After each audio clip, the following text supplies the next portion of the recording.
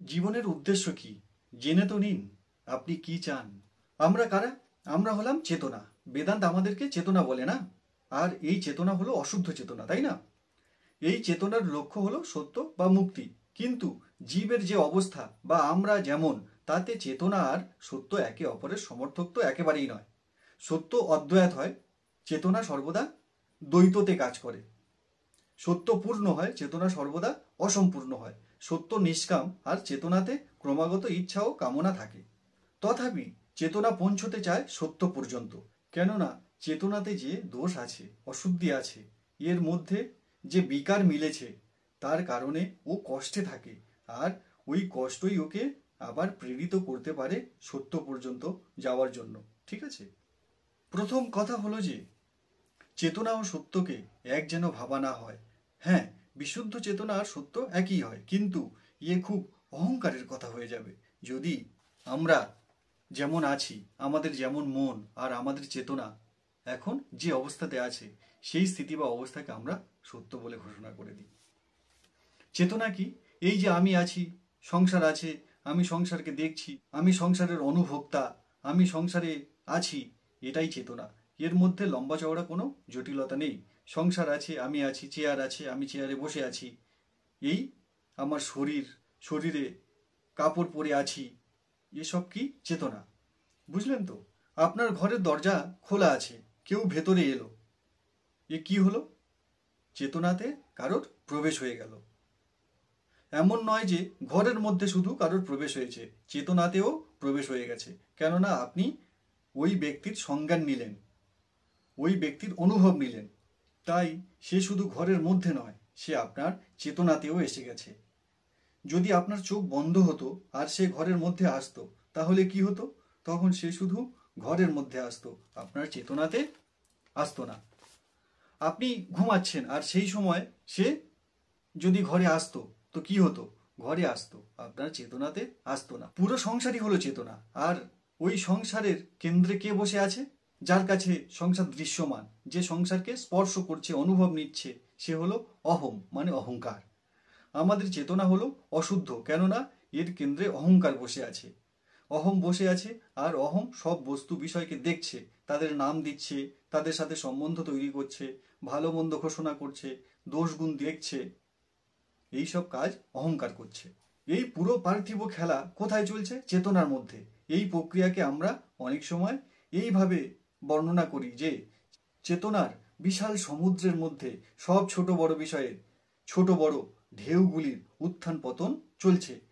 কখন তাতে তীব্র ঝড় আসে, কখনো বা সুনামি আসতে পারে, আর কোনো কোনো সময় সে উপরে উপরে খুব শান্ত স্থির ও হতে পারে। এই চেতনাতে অনবরত গতি হতে থাকে, কম্পন হতে থাকে। সত্যতে তো কোনো গতি, কোনো কম্পন হয় না।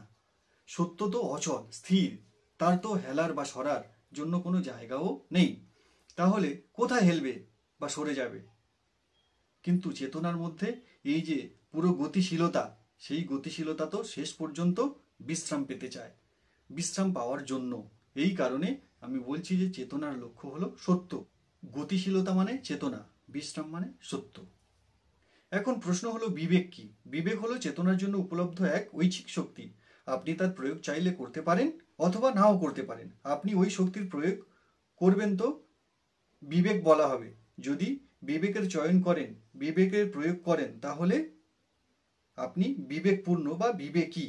আর বিবেককে প্রয়োগ নাও করতে পারেন, সে অধিকারও আপনার কাছে আছে, তখন আপনি অবিবেকী হয়ে যাবেন। বিকল্প আছে। বিকল্প কার কাছে আছে? তার কাছে হবে যে চেতনার কেন্দ্রে বসে আছে। কি নাম তার? অহম। এই অহমকে পৌঁছতে হবে সত্য পর্যন্ত, কিন্তু সত্য পর্যন্ত পৌঁছানোর জন্য সে সোজা রাস্তার চয়ন করতে পারে, নাও করতে পারে। সত্য পর্যন্ত পৌঁছানোর জন্য সোজা রাস্তার চয়ন করলে কি বলা হবে? বিবেকী। আর চয়ন না করলে অবিবেকী। সোজা রাস্তার চয়ন না করার পেছনে কি যুক্তি থাকে? অহংকারের কাছে যেহেতু ওকে সত্য পর্যন্ত পৌঁছতে হবে, ওর গন্তব্য সত্য, তাই সোজা রাস্তার চয়ন না করার কিছু না কিছু যুক্তি বা বাহানা তো সে বলবে না। কি যুক্তি দেবে? সে বলে সোজা পথ খুব একটা ভালো নয়, সোজা পথে অনেক বাধা আসবে। ওই যে সমস্ত লোক সোজা পথে চলে, তারা খুব একটা বুদ্ধিমান নয়, আমি আরও ভালো কোনো পথ বেছে নেব, এই বলে সে আঁকাবাঁকা পথ বেছে নেয়। এদিকে কিছু করে, ওদিকে কিছু করে, আর নিজেকে বুদ্ধিমান বলে। ও সহজ সংজ্ঞাত পথের চেয়ে জটিল পথকে প্রাধান্য দিচ্ছে। এটাই অবিবেক। বিবেক কি? যা চাই তা সোজাসুজি চেয়ে নেওয়া।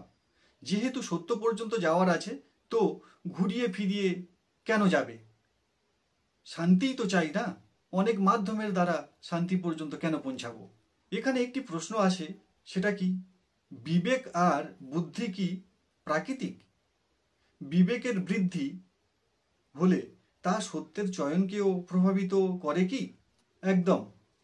বিবেকের বৃদ্ধি হওয়া মানে এটাই যে জীবনের দিন প্রতিদিনের ঘটনাগুলির ক্রমাগত যে নির্ণয় আপনি নেন, সেগুলিতে আপনি আরও বেশি তীব্রতার সাথে সত্যকে বেছে নিচ্ছেন। কেননা বারবার তো বাঁচতে হয়। প্রথমত কত তীব্রতা আছে আপনার চয়নে, দ্বিতীয়ত কত আবৃত্তি আছে সত্যের চয়নে। এই দুটি বিষয়কে দেখতে হয়। এই দুটি বিষয়ের দ্বারা স্থির হয় বিবেক, আর এই দুটি বিষয়ে আমরা গোলমাল করে দিই। আমরা কিছু না কিছু গড়বড় করেই দেব, তার পুরোপুরি সম্ভাবনা থাকে। কি করে? সত্য চয়ন করলেন, সত্য মানে সঠিক সোজা কথা, সত্যের পথে চলছেন, কোনো বাধা আসতেই শীঘ্র হাল ছেড়ে দিলেন। এখানে কিসের অভাব ছিল? আপনার নির্ণয়ে কি ছিল না? তীব্রতা ছিল না, গভীরতা ছিল না, প্রবলতা ছিল না, কোনো তাড়না ছিল না। সত্যের চয়ন আপনাকে আবিষ্ট করতে পারেনি। আপনি সত্যের চয়ন তো করেছেন, কিন্তু আপনি সত্যের অধীন হতে পারেননি।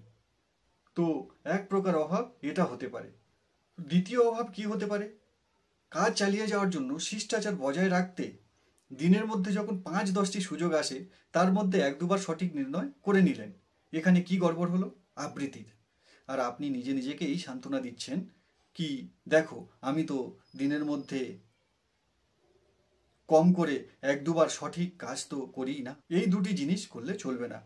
আর বুদ্ধি হলো প্রাকৃতিক, অহংকারও প্রাকৃতিক। অহংকারের কাছে সে শক্তি আছে, অধিকার আছে যে সে নিজের জন্য কষ্ট চয়ন করতে পারে, অথবা মুক্তি, আনন্দ, সহজতা। এই শক্তিও প্রকৃতির কাছেই আছে। সত্যের কাছে কোনো অধিকার নেই, আর না তো আধার। সত্য কার উপর কর্তৃত্ব প্রয়োগ করবে?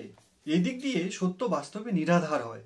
যদিও নিরাধার শব্দের ব্যবহার আমরা প্রচলিত কথোপকথনে নিন্দা প্রকাশ করার জন্য করে থাকি।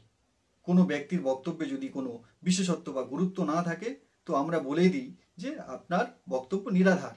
না, বক্তব্য নিরাধার নয়, মূর্খতাপূর্ণ বক্তব্যেরও আধার হয়। মূর্খতার কি আধার হয়?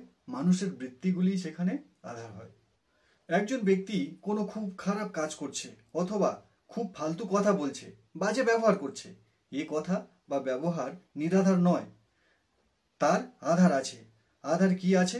সেই ব্যক্তি নিজের অহংকারকে বাঁচাতে চাইছে, অথবা নিজের কোনো স্বার্থ পূরণ করতে চাইছে, এই জন্যই সে এমন আচরণ করছে। সুতরাং এখানে আধার উপস্থিত আছে।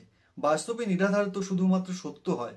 সত্যের কোনো আগে না পিছে, তার কোনো আধার হয় না, সে শুধু আছে, এমনি আছে।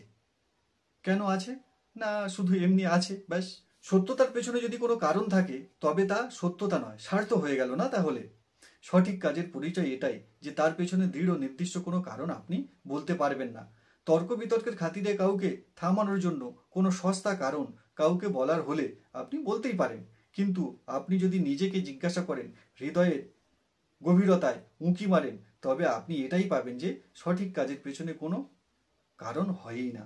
সত্য নিজের কারণ নিজেই হয়। অহংকার মুক্তির জন্য অধীর হয়ে থাকে। বুদ্ধিকেও সঞ্চালিত করে কে? অহং। এই সব শক্তি সম্পত্তি, যেমন বুদ্ধি, তর্ক, স্মৃতি, বল, সময়, স্থান, এগুলি অহম মানে অহংকারের কাছে উপলব্ধ রয়েছে। এখন অহমের উপর নির্ভর করে যে সে এগুলোর ব্যবহার করে কোন দিশাতে।